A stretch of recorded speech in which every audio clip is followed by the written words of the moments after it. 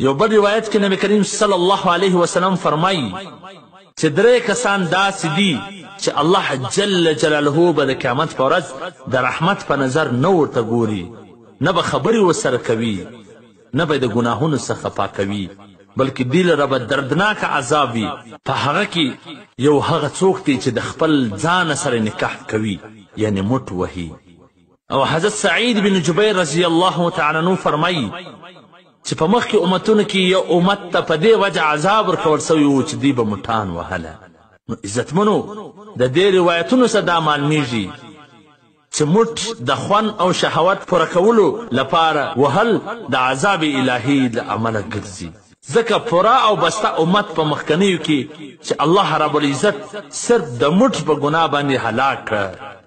نو چې الله جل جلاله یو قوم د دې ګناه د وجې څخه هلاک کړی دی، نو د دې امت هغه ډله کم چې خپل شهوتونه په مټانو سره وي، نو دوی به هم الله جل جلاله په خپل یو عذاب کې تباه کړي. الله جل جلاله دې رحم پرې وکړي. حضرت ابن جریج رحمه الله فرمایي چې ما د حضرت عطا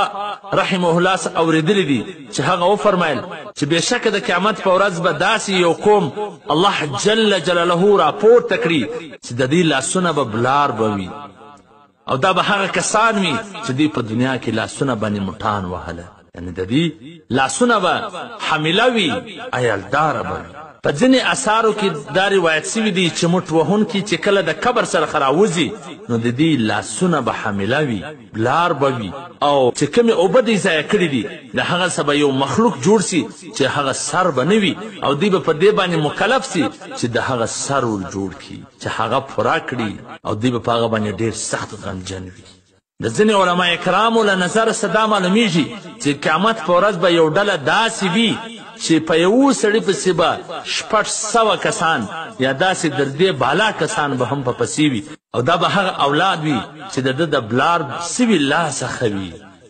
یعنی د مټ وهونې د وجې څخه الله جل جلاله به په ورځ د قیامت په خپل قدرت سره دوی جوړ کړي، او دا به هغه وي چې د دې د ضایع سوي اوبو او د خپلو مني د بایلولو د وجې څخه به دغه انسانان جوړ سوي وي. نو ډېر افسوس دی پر هغه چا باندې چې دا عمل کوي او توبه نه ځینې باسي، د دې د بلاربېدو اثر به د قیامت په ورځ ورته معلوم سي. د آخرت په ورځ د قیامت په ورځ چې داسې حالات ته دا مټ وهونکي وګوري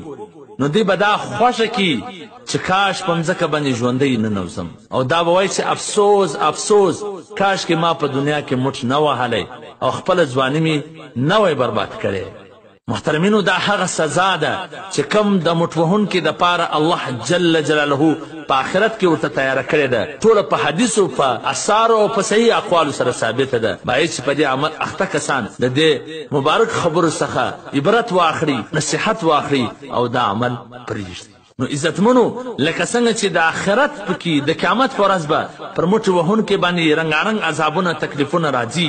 داسې په دنیا کې به هم ډول ډول عذابونه پر ده باندې راځي. هغه عذابونه به ځینې د ناروغتیا په اړه وي، کله به د ده بدن صحت او جسم ته تاوان رسي،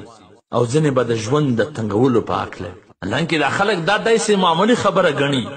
د خپل ځانه سمنې وباسي، دې ته پام هم نشته چې دا څومره ګناه لري. دا خو د آخرت عذاب و، په دنیا کې مټ وهونکي ته څومره تاوانونه رسي. اول خدا چې خپل رب العالمین به د ده څه ناراضه، څومره غټه ګناه ده. د رحمت فرشتې به ځنډلې وي، د عبادتونو خوند او برکت به ځین ختم وي، د جریان ناجوړي به ورته پیدا کیږي چې دا مني به بیا هسې روان د ملا درد به پیدا کیږي، د دماغ او اعصاب رګونه کمزوري کوي،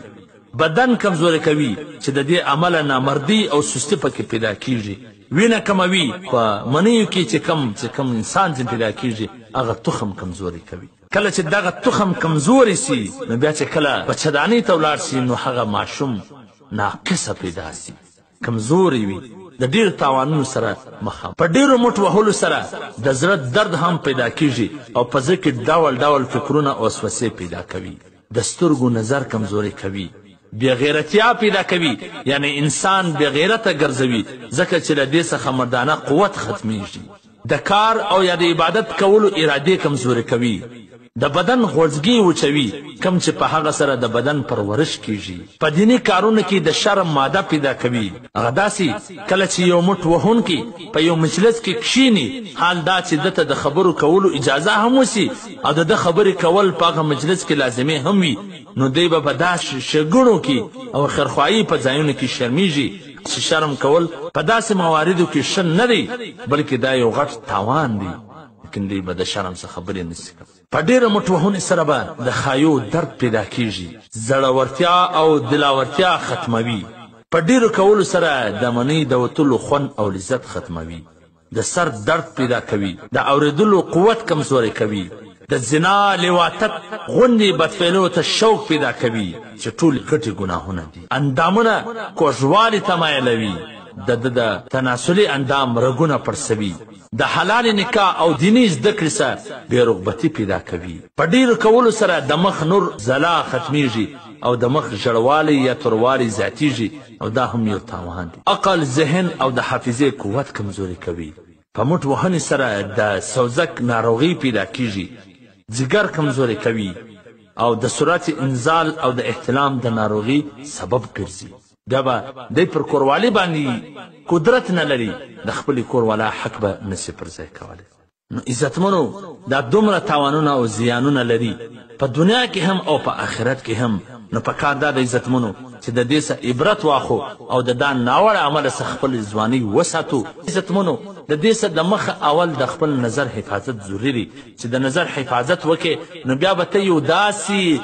سټیج ته یو داسې حالت ته نه رسېږې چې بیا ته پر مټ وهلو باندې مجبوره سې یا زنا کولو ته مجبوره سې یا لواطت کولو ته مجبوره سې نو په کار دا ده چې ته د دې څخه خپل ځان خپله ځواني وساتې چې پر دنیا هم خوند واخې او په آخرت کې هم نعمتونه تا ته په انتظار وي دنیا او آخرت به ښایسته وي پر خپل واده باندې به دی خوشحاله وي پر خپل واده باندې به خوند واخلي او د دنیا پر ژوند باندې به خوند واخلي یو 15 منټه پر ځان باندې تکلیف راوړي که چیرې داسې حالت ته دی ورسېږي چې دی ودې ته مجبوره سي چې دی اوس په لاس سره ځان فارغه کړي نو دته خپل سوچ اړول پکار دي په یو شي باندې ځان اخته کېدل پکار دي د یو چا سره په خبرو کې مشغولېدل پکار دي د ځان پام او سوچ ور واړوه چې کله ستا دا جذبات کښته سولې بیا باید ته خپل ځای ته راسې در هغه وخته پورې ته د دغه حالاتو مقابله کوه در څو چې ستا دا جذبات او دا ستا شوق ښکته کېږي که چیرې د دې مټ وهنې څخه دې ځان وساتئ نو په دې پوه سه